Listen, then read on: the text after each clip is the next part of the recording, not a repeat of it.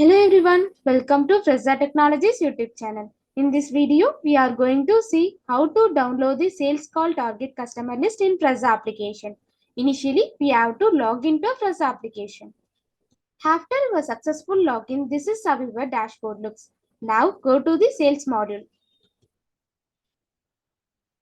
Here, we have to select the report sales menu. Now, we have to select the sales call customer list under the report sales menu. On the sales call target customer list page, we have to enter the salesperson name.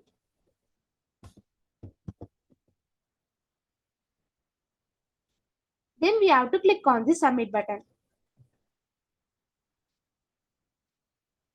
Here we can see the separate salesperson details. Now we have to click on the options menu. Then we have to click on the download button. This is how to download the sales call target customer list in Fresa application. Thanks for watching.